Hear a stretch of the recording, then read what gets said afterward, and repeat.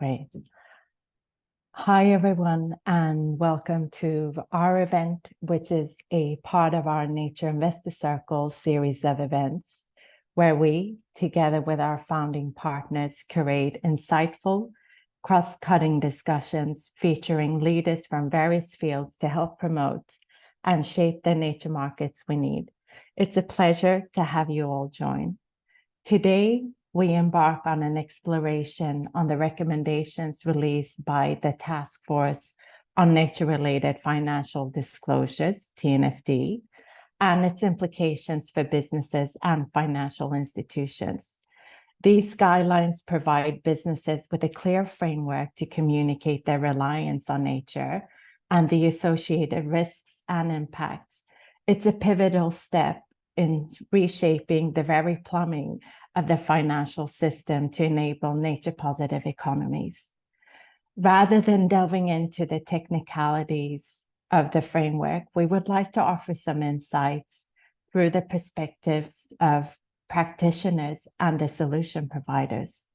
We do this through the lens of the multitude of critical emerging technologies essential for scaling and supporting wider market adoptions. But to set the stage, I'd like to share a few reflections. Quite simply put, 100% of the economy is 100% dependent on nature. It harbors the resources and systems that we depend on, from food, medicine, through to clean water, pollination, soil fertility, and also account for the majority of our existing carbon sinks and climate regulation. Despite this, nature is not being appropriately priced today, although there is growing evidence that this poses risks for businesses, capital providers, financial systems, and economies, and that these risks are increasing in severity and frequency. This can be seen across global supply chains, from agribusiness to semiconductors, facing disruptions from water shortages and water stress, to the degradation of forests, threatening the availability and long-term security of valuable commodities. The degradation of land and soil has been found to adversely impact the market value of companies and increase credit risk to associated lenders. Is just another example. Nature is a business critical issue, as is the case with climate change, and it has become evident that we can't solve for the climate crisis if we don't solve for nature. This is where the TNFD comes into play, and being part of the founding group and a key funder, co-chairing the first technical committee, and now being a senior advisor to the co-chairs, Nature Finance is a strong advocate of this framework. The TNFD aims to do for nature what the Taskforce on Climate-Related Financial Disclosure did for climate, with the aim being to position nature risk alongside financial, operational, and climate risk, and help shift capital flows to nature-positive outcomes. Similar to how the TCFD is structured, its recommendations are based on the same four pillars, i.e. governance, strategy, risk and impact management, metrics and targets, and are accompanied by a set of recommended disclosures. They've also published guidance for financial institutions, which sets out specific recommendations for banks, asset managers and owners, and insurers. And although it is a voluntary framework for now, there is growing awareness of the impact and importance of these nature-related risks. It is my very pleasure to be joined by a number of experts today that will guide us through the nuances of the latest TNFD release.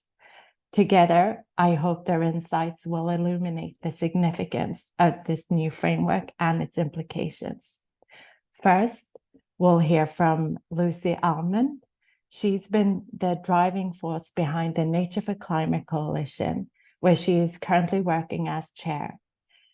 Nature for Climate is a strategic mobilization response to climate change that aims to increase investment and action on natural climate solutions.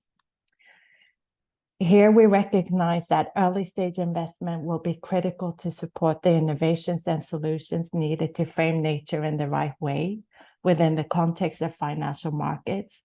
And to that end, she'll share the emerging landscape of nature tech. Then we'll hear from Dr. Vian Sharif, who's the founder and CEO of Nature Alpha, an ESG nature insights fintech platform. Vian brings immense expertise to this conversation, not solely through the work of Nature Alpha, but also through the lens of working as head of sustainability at FNZ. Finally, we'll get some practical insights from Simon Pickett on how a leading financial institution, UBP, approaches nature governance and measurement. Simon also wears a few different hats as he acts as a consultant and chair of the Impact Investment Committee for UBP, but also combines this with managing his own impact portfolio and on supporting other impact investors.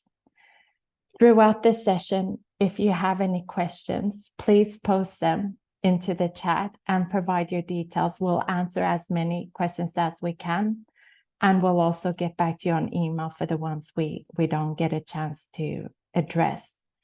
With that, I'd like to hand over to Lucy.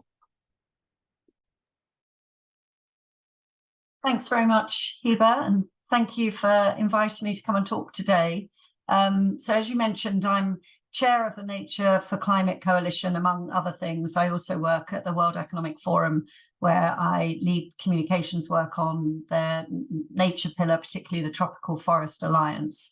But I'm here today really to talk about the findings of a new nature tech report that we issued to coincide with Bloom a couple of weeks ago on the emerging solutions and trends that can support the demands of corporates and financial institutions who are looking to develop a better understanding of their nature-related risk profile, and also opportunities to invest in a nature-positive net zero future. So the report was a joint effort between Nature for Climate, a Paris-based VC firm called Serena Capital, and the MRV Collective. And what I'm going to cover today is really just go back. Yeah, that's right, thanks. What nature tech is, the categories we've looked at within that sector, the numbers and what the investment trends look like. I'll touch on risks and safeguards, and then finally at the end, a little bit on trends we're seeing and the future outlook for the market. But first of all, I'll give you a quick bit of background on Nature for Climate, if you guys aren't familiar with what we've done. So for the last 6 years, we've been campaigning for nature as a climate solution, basically help to land the message that nature can provide a third of the solution needed by 2030. And we've collectively, with all the large environmental groups that you can see here, been making the case for protecting, restoring and sustainably managing ecosystems, targeting governments, corporates, financial institutions and sort of civil society writ large. We've grown from 5 organizations when we started back in 2017 to the 22 who are members today. And our tracking data shows us that the awareness levels for nature-based solutions has gone from less than 1% back then to around 20% today. And funding levels are also beginning to rise, but albeit nowhere near the rate needed. So what do we mean by nature tech? So up until recently, nature tech was really considered a subsector within the climate tech VC market, but it extends beyond climate tech and can now be considered an investment category of its own, albeit still nascent. And there are many definitions of nature tech. Our original one a couple of years ago was focused on tech that can accelerate and scale up high-quality nature-based solutions. But in this report, we expanded the definition to include tech that addresses a broad range of environmental challenges, including habitat destruction, deforestation, soil degradation, water pollution, species loss, and of course, climate change.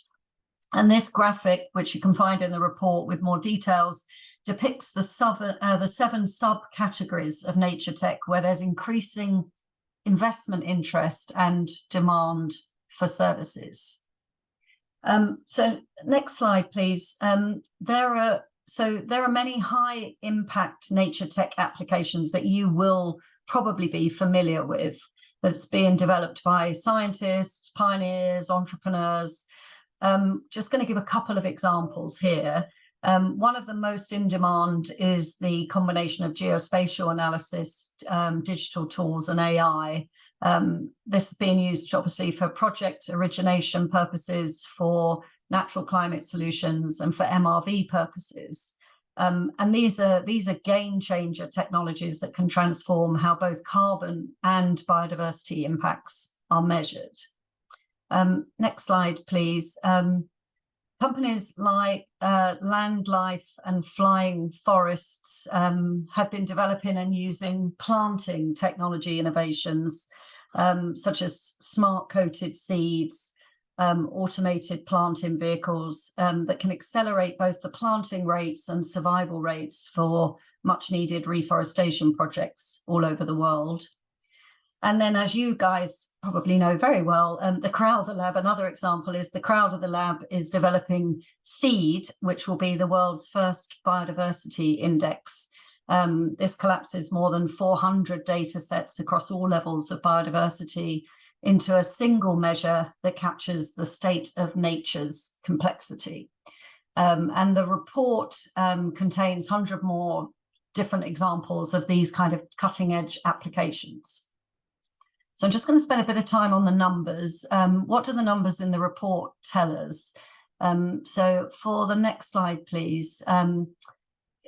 Most of you all know there's been huge growth in climate tech startups, with VC investments rising sharply over the last decade. And the number has grown from $413 million in 2013 to today's 40 billion. By comparison, obviously, the nature tech market is still relatively small, but interest has been surging in recent years. So this chart shows from 2018 to 2022, the accumulated amount of VC investments in nature tech startups amounted to a total of $7.5 billion, with the US market attracting more than 2/3 of that funding. And it shows the VC investments went from 1 billion in 2018 to 1.5 billion in 2022, but with a peak of 2.38 billion in 2021. This, of course, reflects the fact that the VC market declined sharply between 2021 and 2022, a figure of minus 50%, according to Crunchbase, but nature tech funding was relatively less affected in that time and fell by 35%. And then more detailed analysis that you can find in the report shows there are several positive signs of the growing maturity of the nature tech industry. On the next slide, this shows which of the 7 categories are attracting the most investment.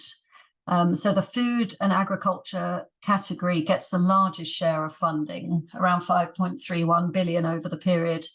And that is the equivalent of more than 70% of the total. And this is not surprising at all, given this category is the most mature in terms of VC attractiveness. But the second category, again, not surprising, is MRV and biodiversity credits. And this category is experiencing the strongest momentum of the 7 categories. This is the only one that has seen its early stage funding increase year after year for the last 5 years. And of course, there are areas that remain heavily underinvested, such as water conservation and biodiversity and nature restoration. But again, the report goes into a little bit more detail, thanks to Serena, about which are the fastest growing categories here with early stage fundraising. And they are MRV and biodiversity credits, land and forest, and biodiversity and nature restoration. But as we're talking about nature tech, we also need to talk about risk. And so it's absolutely essential as this nature tech market grows that we weigh up the risks and put in place the right safeguards. And this is particularly true in relation to Indigenous peoples and local communities, who are often the guardians of the ecosystems in which the tech's being applied or deployed. One example of this, an obvious example, is how the use of drones in restoration projects can take jobs from Indigenous peoples. But there are also cases outlined in the report where people are combining the power of Indigenous knowledge with drone technology. And in those instances, it's possible to achieve positive social impact as well as biodiversity benefits. And this image shows a project in Carbon, Tanzania, where tech is being used to hold project developers accountable and ensure that a community-first approach is being implemented. So the Carbon Tanzania is working with a tech company called Sensing Clues to transform traditional apps that were monitoring wildlife and illegal activity into an app that also captures evidence of community-based activities and rights-centric approaches. Next slide, please. So yeah, in terms of the outlook for nature tech, it's likely that new global actors will emerge in the decarbonised and nature positive economy, and they'll obviously rely on both climate and nature technologies. So we feel that this means nature tech is a new frontier and is likely to grow rapidly and reach the same level of maturity and scale as climate tech. And the report contains more information on the various trends that are driving that. One of the main drivers, obviously, is the shift towards nature-related disclosures driven by initiatives like TNFD, also driven by emerging regulations such as the EU's nature restoration law. And there are a wealth of emerging data and tool providers, many of which are part of the TNFD's data catalyst work and tools catalogue. And example companies from the report include Pivotal Futures, which is a biodiversity data company, or Nature Metrics, who use eDNA technology and have developed simple, standardized measurements of biodiversity and impacts on nature. There are a few other trends that are kind of covered in the report, which are likely to lead to growth in the nature tech market. And so they include the trend for companies to develop nature positive strategies alongside their net zero ones, the trend towards biodiversity credit markets that will require high quality ground level biodiversity data that can be stress tested and audited. There are obviously huge advances in digital monitoring, reporting and verification that are taking place that's driving a lot of this. And also the report details a wave of innovation taking place in the global south, where innovators and entrepreneurs are developing solutions for local problems. And perhaps the most important of all is the need to take a portfolio approach here on these using these emerging technologies. So given that biodiversity loss is driven by such a complex multiple range of drivers, the individual technologies, regardless of their maturity, cannot fully measure this intricate story. So what's required is the right mix of complementary technologies that marry with the goals of a conservation project. And so finally, here's where you can find the report. You can either download it from the Nature for Climate website or scan in this QR code, which hopefully works to download the full report. That's wonderful. Thank you, Lucy. And now handing the stage over to Vian. Thank you, Hiba. And Lucy, thank you so much for that wonderful scene setter. It absolutely is the moment for this uniting of geospatial and traditional data. And I'm going to add one other element to integrate into that mix, and that's financial data as well. And so when we look at TNFD and tools for meeting it, we look very specifically from a Nature Alpha perspective from how can we apply this to very, very large portfolios of companies which investors might be looking at? So this is going to be a combination of bottom-up information and top-down information, and the geospatial element of this continues to evolve. So next slide, please. I'm going to give us a little overview of what TNFD is asking for and hopefully start to demystify some of the tools that can help us report in line with TNFD and some of the innovation that's coming through to enable this. And so if we think about what we're trying to measure and we're thinking about from a finance perspective and an investor perspective, how we might think about biodiversity and nature-related risks, really this is the picture that we're looking at. We're looking at companies, their geographic location, we're looking at their supply chain, we're looking down their value chain, and we're looking at the risks from biodiversity and nature, but then how those physical and transition risks flow through into risk transmission channels, like how it affects households, businesses, government policy, and the financial community. So if we go to the next slide, please. I just want us to also take a step back to contextualize the TNFD and the landscape that we find ourselves in. In December 2022, COP15 was an unprecedented gathering of institutions, policymakers, and the finance industry at one of the most ambitious global biodiversity framework reworks that I think we've ever seen. And so what was interesting about this moment was that out of it came the context for close to mandatory disclosures for large and transnational organizations and finance organizations in terms of their disclosures on nature-related risks, dependencies, and impacts along their operations, supply, and value chains. So if we're thinking about that context of COP15, December 2022, a new global biodiversity framework, we now have the engagement of the financial community and sets of targets around how global financial flows might be aligned to more nature positive outcomes, which sets the scene for some of the frameworks like TNFD that we're going to be looking at today. And I don't know about you, but certainly from my perspective, and I think Lucy touched on it, it seems like every day there is a new framework, there's a new regulatory requirement that we need to start to look at from the perspective of nature-related disclosures. TNFD, absolutely, but also there's the EU taxonomy, there's the Finance for Biodiversity Pledge, there's ISB and the materiality of impact. But what we are seeing and how we've designed our metrics and data sets, and if we go to the next slide, is convergence around three areas of focus.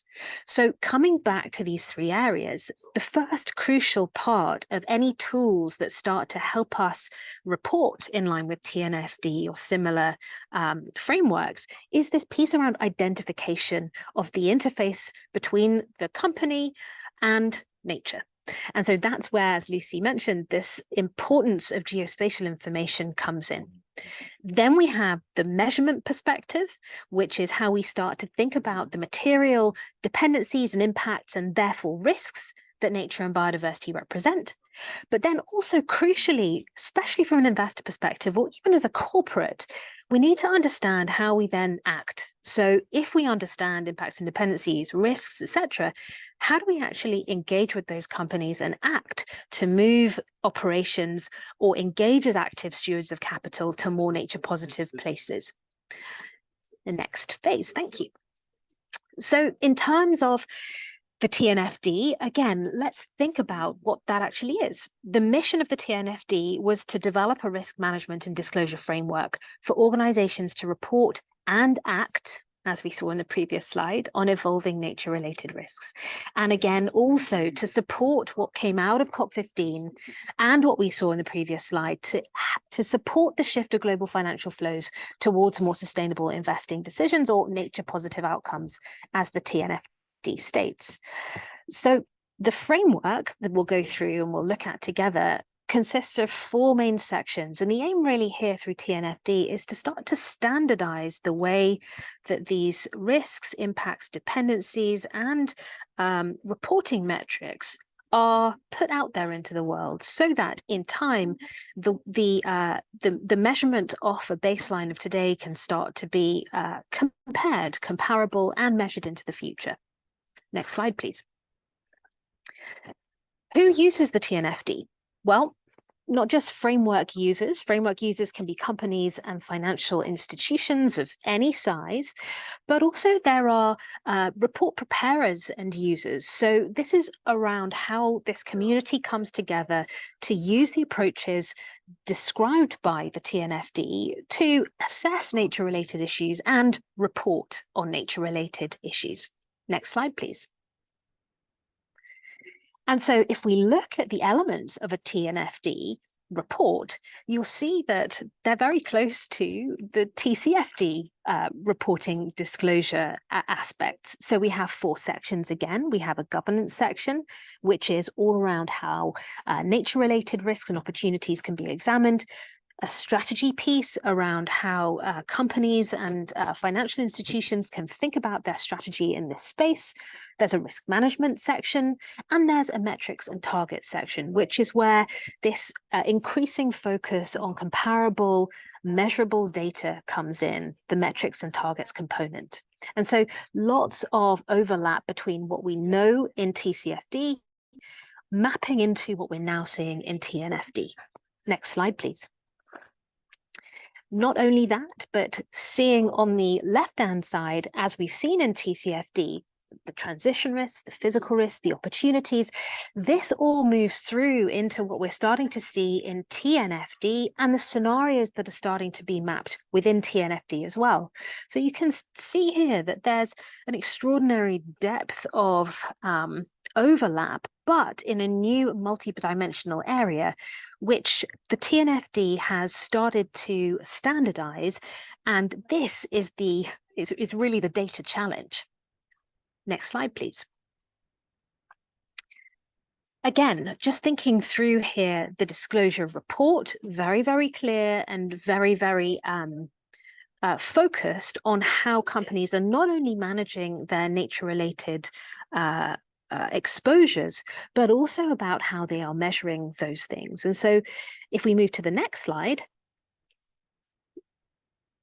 you'll start to now understand how the TNFD is advocating that these elements are approached. And really core to the TNFD is this LEAP approach that you see here. The LEAP approach, and if you think back to those 3 areas of identification around interfaces with nature, around measurement, and then action, this is very closely aligned to the LEAP approach. So the LEAP approach, which is at the core of the TNFD, says, first of all, we need you to locate your interface with nature, reporters. Then we need you to evaluate your dependencies and impacts and what's material. Then from that, assessing both risks and opportunities. And then finally, prepare to act, prepare to respond to nature-related risks and opportunities and report to investors. Next slide, please. Breaking this down into a little bit more detail, you can see here how the LEAP approach is broken down into a number of different data disclosures. So it's a very rigorous way of approaching nature-related risks and opportunities. And again, really coming back to how we start to create data that can report against this, and not just for one company, but if you're an investor, potentially 12,000 companies that you might be looking at in your portfolio. So hence the data challenge. Next slide, please. This is why, certainly within the data sets that we've created, which both help investors integrate nature into their investment decision-making, but also help report against TNFD-related disclosures, this piece around location-based reporting is absolutely crucial in the TNFD. As part of the new disclosures required by TNFD, financial institutions are required to identify the locations where their organization, their portfolio companies are interfacing with nature. And so for us, certainly at Nature Alpha, the development of an asset location database for all of the companies that are in our investment universe, that's around about 9,000 today, We need to have an understanding of where these companies are located and the materiality of the operations in those locations. And from that, we're able to layer geospatial information over asset locations to understand, are these companies located next to areas of high biodiversity importance, key biodiversity areas, well-protected areas? What's happening over time from an ecosystem integrity perspective? What's happening over time from the perspective of surface water loss, of tree cover loss, and so on and so forth. And so some of the layers that Lucy was alluding to within the evolving suite of geospatial information mean that we can start to enhance our understanding of companies' impacts around the world on different dimensions of nature. Next slide, please. I would also like to touch on this element around target setting. I've included here a slide from the Science-Based Targets for Nature organization. Metrics is one part of the TNFD, but targets and understanding how to set targets in the nature space is also absolutely crucial to TNFD. And so as we work with science-based targets for nature, you start to see here how their approach is being integrated into this. And we believe that the TNFD approach will be aligned with the science-based targets for nature approach to target setting. And so once we understand how to baseline a company or an investment or investor portfolio's financed footprint or financed disclosures, then we can start to understand how those targets can be not only set, but met over time. And in the next slide, you'll start to see exactly what Science-Based Targets for Nature is advocating. And you can see here again, we come back to the same things: assessment of the current interfaces with nature, the risks and opportunities that presents, the action there again, and then the next piece, which is really tracking. Next slide, please. I just want to close with sharing a few really practical elements which can be useful resources in actually approaching something like a TNFD disclosure. The first thing to say is that the Taskforce for Nature-Related Financial Disclosures itself has some fantastic tools within its suite of literature. I always think that the opening summary of the TNFD's disclosures report is a brilliant primer on why this is important and how to think about it. And then there's a lot of resources within the data catalyst that we can draw on. Then we have commercially available ratings. So Nature Alpha is developing, has developed a core data set to enable these metrics to be obtained and integrated. And a number of other providers can be also brought into the mix to help triangulate the metrics that are needed to disclose in this area. Biodiversity footprinting, that's an approach that we've started to see come to the fore. It can comprise one element, one very interesting modeled element of how change over time happens.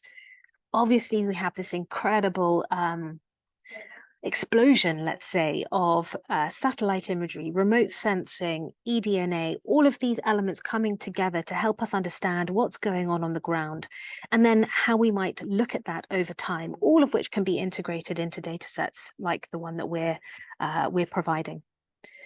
Then we also have great academic approaches, whether they're geospatial or modeled. For example, the Natural History Museum's Biodiversity and Intactness Index, the Ecosystem Integrity Index that UNEP's developed, the Map of Life, and so on and so forth. And then we have great toolkits provided by the Natural Capital Protocol, helping us understand the flow and the taxonomy around nature and what it provides to us, science-based targets for nature, Encore, and so on and so forth. I'm going to close out with some of the most exciting part of perhaps what the TNFD has helped us put into action, and that is around the future. So currently we've talked a lot about baselining where we are in terms of state of nature data, how companies can start to set and report from where they are today. But what's so interesting about the TNFD is that it's put out a series of 4 scenarios, which we've been waiting for in the community, to start to understand how we might look into the future and model a company's exposure to biodiversity-related or nature-related risks and opportunities. And so you see here these 4 scenarios as defined by the TNFD. And if we go to the next slide, that's really helped us to contextualize for investors, I think, one of the world's first biodiversity value at risk metrics, which looks at these 4 scenarios and then develops quantitative forward-looking returns-based metrics to measure the impact of different nature and biodiversity scenarios on the financial performance of companies. And so we've looked at the literature available to us, both in the geospatial space, the financial space, and the economic space, and brought that together to help us understand how companies may fare moving into these 4 scenarios that are now in the market, thanks to TNFD and others. Next slide. And so closing out, our TNFD dataset really was designed to incorporate these forward-looking scenarios because the core data points advocated for disclosure by TNFD, which we've developed, include this aspect of value at risk and assets at risk from nature-related perspective. So I'm going to close out there, but really to say that there is a huge wealth of development going on in this space. It's a hugely exciting time for those of us who've been here for a while, waiting and hoping for the market really to start to incorporate nature and nature-related risks and opportunities into mainstream investment decision-making. And the technology and the data is there to support this disclosure. Thank you very much. Thank you, Vian. That was absolutely fantastic and very insightful. With that, I'm going to hand over to Simon, who is actually grappling with the practicalities of TNFD. Thank you so much, Hiba. Thank you, Vian, for that fantastic sort of summary of 15-minute summary of TNFD, which I don't think anyone else could have done, and I'm certainly glad that I don't have to do. I think really the Rowan, if we could maybe go to the first slide, please. Yeah, perfect. I will just tell you a little bit about sort of UBP's approach. UBP, for those of you who don't know, is a Swiss Geneva-based private bank and asset manager. As Hiba said at the beginning, I don't work for UBP. I'm a consultant to UBP, but I chair their Impact Investment Committee, and I also co-chair their Biodiversity Committee, which is a part of what I'll explain to you. UBP launched a biodiversity fund, the Biodiversity Restoration Fund, just over 2 years ago. It's a fund that invests in listed equities. My experience has been predominantly listed equities, although over the last few years I've done quite a lot of sort of venture capital and seed, and particularly in the regenerative agriculture space. So it's a kind of space that I know well. I'm not going to even try to replicate the stuff that you've already heard from Vian and Lucy, but talk to you a little bit more about sort of how a fund manager with an existing strategy tries to incorporate some of the recommendations of TNFD, tries to kind of navigate what is as Vian showed, this sort of rapidly changing kind of alphabet soup of different ways of measuring and frameworks, and I think also sort of deals with what is a real problem for the financial world, which is the inability to reduce something to a nice round number.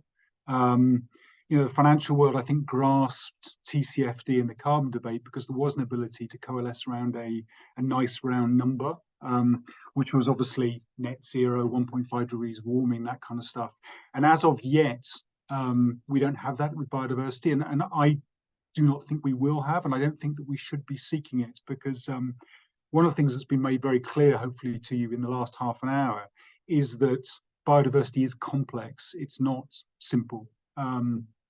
It is complex, it is holistic, and it is also very local. If you remember what Vianne said about the importance of locality, it is a very local issue. It's very tied into supply chains, it's very tied into value chains, and so this all makes life very complex. And it makes life complex, particularly in a in a financial world where, as you can see, the second sort of objective that we and every fund manager will set itself is to try and achieve superior long-term returns relative to a benchmark. And you will of course be struck by the fact that as with most financial institutions, that is a financial metric. That is not any other sort of metric in terms of wealth, and I think that one of the things that we're all going to have to think about is viewing wealth holistically. So not just looking at financial capital, but also looking at human capital and natural capital. And I think that one of the things that TNFD has been, I think, very impressive with is clearly talking about natural capital, but also talking about human capital. So the way that communities interact with nature at a local scale, I think, is something that is very important. And so what I will do today is talk probably more about governance and strategy than about risk management and metrics. If you remember, Vianne talked about those 4 pillars of TNFD. And I think that the risk management and metrics are something that is going to be an ongoing process. But I think that every fund manager and every company indeed has to think right now about governance and strategy, because this is not a battle that we can afford to wait on, but neither is it a battle that we can attack today with, we know exactly how to do this. It is going to be an iterative journey. And I think that you can only embark on an iterative journey if you have the right governance in place. If you go to the next slide, please. So what this fund aims to do, and as I say, this was set up, quite some time before TNFD and all these sort of frameworks. When we set it up, it was one of the very few biodiversity funds in public equities. It still is one of the few biodiversity funds. There are, I would say probably 5 or 6 in Europe that really aim to make a difference on biodiversity. The way that we've looked at this, and again, this goes into the sort of risk management of TNFD, is to divide our investments into those that protect and those that restore nature. Protecting nature from the impact of waste, human water usage, overconsumption of resources, and restoring by providing tools for transparency and measurement, and then looking at things like reform of the agricultural system, alternative proteins, that kind of stuff. So that's kind of how we split up that protect and restore. And within that, we are really trying to seek balance between nature and the financial system. So, so far so good. This is a sort of classic, I think, thematic fund. You will see all kind of thematic funds will be able to tell you the investments that they are putting into nature. But I think it's very important that you ask your fund managers and your financial institutions what sort of governance they've put around to ensure that that does happen, and to ensure that what I said earlier, the sort of financial restriction, or doesn't just become the only aim at the expense of everything else. I think that nature tends to be a sort of second thought, as it tends to be a constraint to what is the main objective, which is to make financial returns. We very firmly believe that those two things should be put on a par. So it's just as important to make nature positive returns on your natural capital as it is returns to your financial capital. And so to talk a little bit more about the governance that we've put in place, if you go to the next slide. Thank you. Collaborative approach to ecosystem building, and I think those words, collaborative and ecosystem, are really important. What we see UBP as doing in this fund is creating an ecosystem, or probably not creating, but acting as a convener of an ecosystem, of a network of actors who are examining together how we can change the system.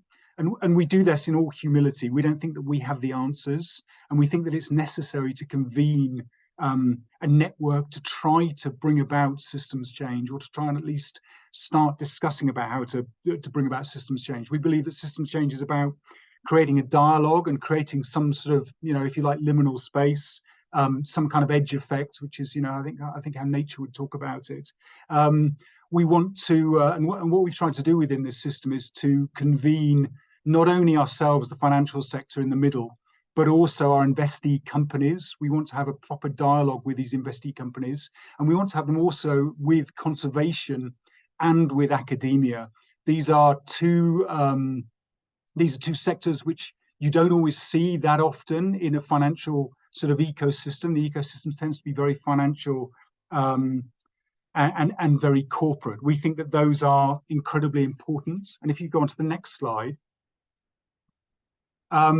we also thought that it's very important to create a convening point for that collaboration, to ensure that all these actors sort of formally are empowered to participate, because again, otherwise financial imperative will dominate. The Biodiversity Committee, which I co-chair, I'm by a long way the sort of, if you like, the less important of the two chairs. The more important of our two co-chairs is who you see here, Tony Juniper.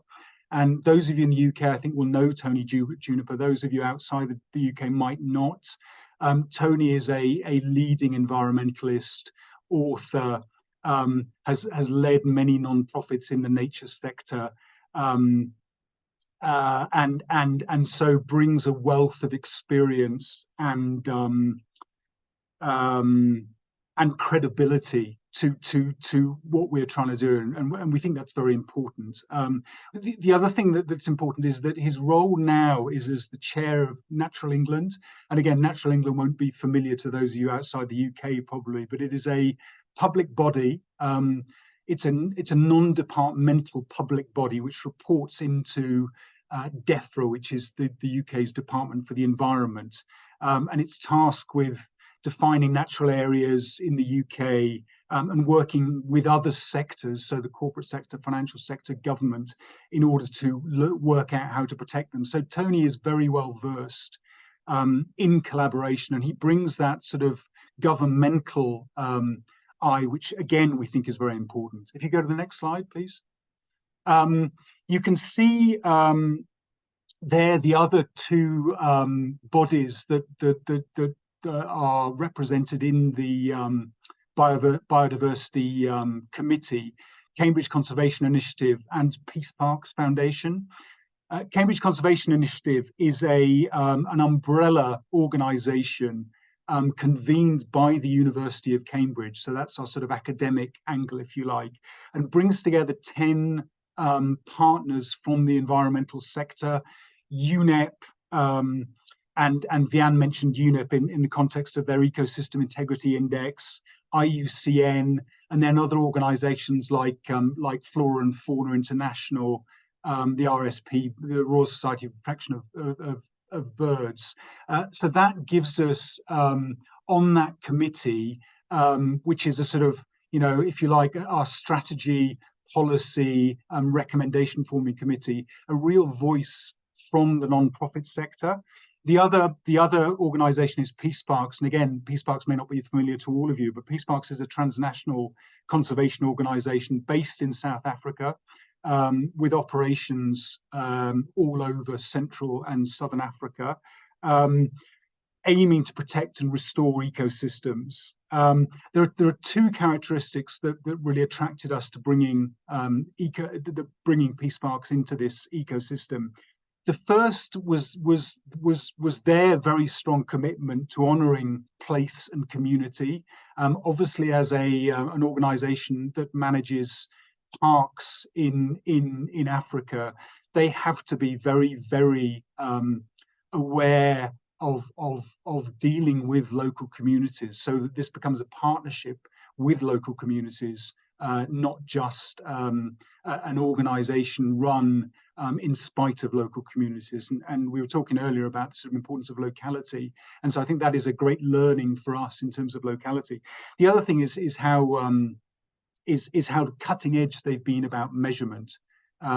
Measurement has been something that they have had to deal with in order to try to continue to attract funding. They're looking at some very cutting edge ways of tracking funding through measuring their biodiversity impact. And so that's something that we've been able to bring to bear from those learnings into some of our corporate sectors as well. And then next slide, please. And I'll finish with this sort of slide on impact goals and sort of how that governance relates into those. Clearly, we talked about improving industry knowledge. You know, as Vian and Lucy talked about, biodiversity restoration is new in the investment world. There's been up until now very little understanding of the financial risks and opportunities related to nature's ecosystem services.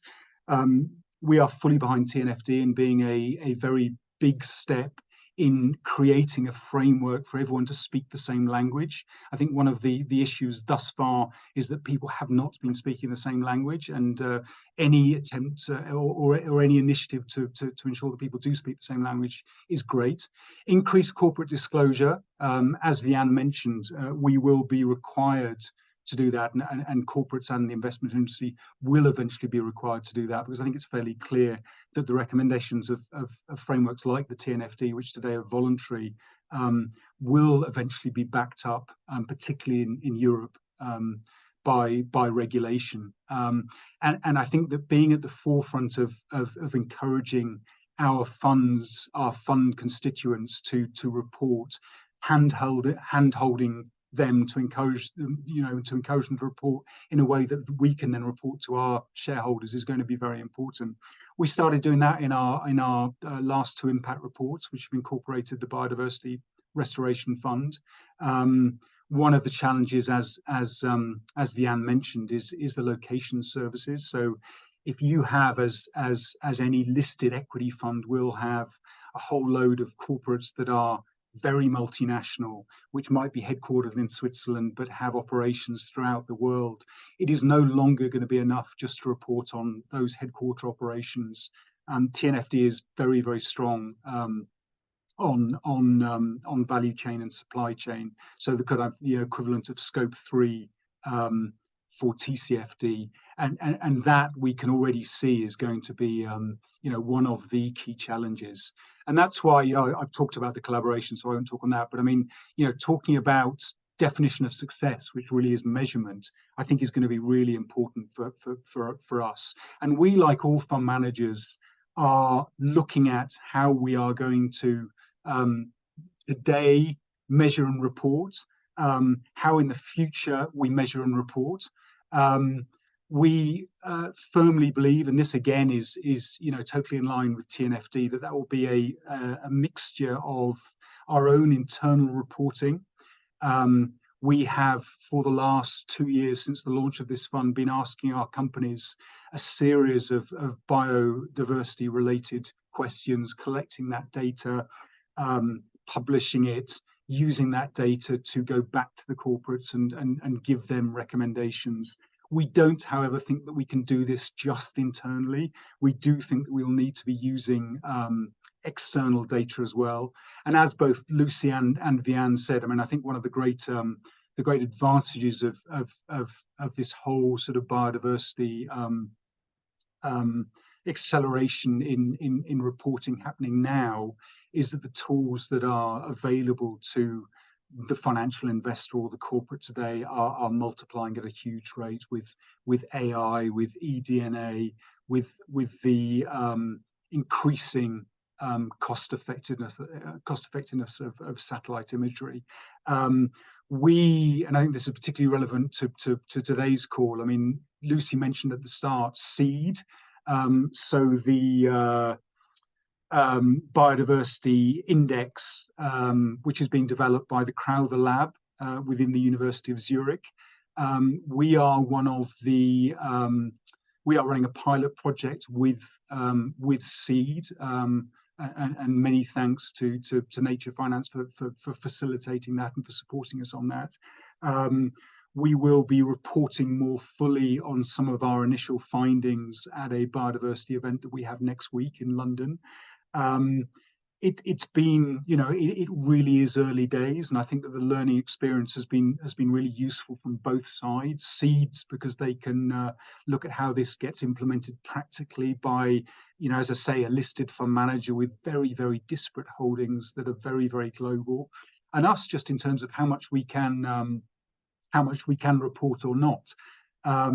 Our approach certainly next week will be to sort of give some very high level data on the portfolio as a whole. This is a portfolio, as you'll have seen at the beginning, that's got sort of between 45 and 50 companies from all over the world. We'll give some high level data on that, and then we'll drill down on a couple of holdings. And the drilling down process on that couple of holdings, again, has had to be really collaborative. So it has had to involve ourselves, Seed, the corporates, and I think we've all learned things. The corporates have definitely learned some of the things that they're going to have to be doing in future, both in terms of sort of value chain, the importance of locality, the importance of looking at biomes, which these corporates just hadn't really thought about before. So I think it's been a really good learning experience for them. I think Seed have I hope learned at least some of the sort of things that the financial sector and the corporate sector will expect in terms of practicality. I think that the difference between theory and practice is going to be large. I don't think that's a problem, but I think that it's worth recognizing. And I think the sort of just the iteration that's going to be involved in this. So we are very much looking at this as a first go. We will improve it by the end of the year. We will keep on improving it, I think it's been a really useful partnership. And so thank you, Heba, who I can see, I guess that's my time up, but thank you so much for your help and Nature Finance's help with getting us into that situation, because I think it's been really, really helpful. And thank you. I have to say, it's been so inspiring, and I think it's so important to highlight the fact of your approach, which is so scientifically anchored. And I think when it comes to nature-related disclosure, it really has to be anchored in science. We need to get it right to support the right outcome. So thank you for sharing that. And just some final remarks. I'd like to thank all of our presenters for offering their invaluable perspectives and knowledge today. And I think it's important here really that we recognize that nature provides irreplaceable services to our businesses and to society, but we're not putting a price on nature. So we're living well beyond our environmental means, which is completely unsustainable. And to that end, we've seen that TNFD's framework provides a great starting point to elevate nature and to foster the shift we need in capital flows towards outcomes that benefit nature. I think that their framework, together with some of the emerging tools that we saw today, can help shape the way a business faces the future and communicates also with key stakeholders about what it intends to do, and can provide a very important shift in how we move forward. And I know that in many of these contexts, it is quite a sort of negative picture that is relayed, but I hope that we can feel encouraged and face the opportunity, both through a risk lens, but also through a business strategy lens, in really looking at what is about to happen and use this moment as a catalyst to unlock new ideas, explore how we can make nature count, and also to push boundaries of what's possible. And with that, I would like to invite any investors that has joined us today. If you'd like to continue this conversation, or you're interested in how to frame nature within your portfolio, do join our investor circle. Our details are provided here. And we are also sharing a link to a very interesting podcast where our executive director, Simon Zadek, discuss TNFD and the implications of it in greater detail. And with that, I would like to thank everyone for joining, and please do join our next event. Thank you, everyone.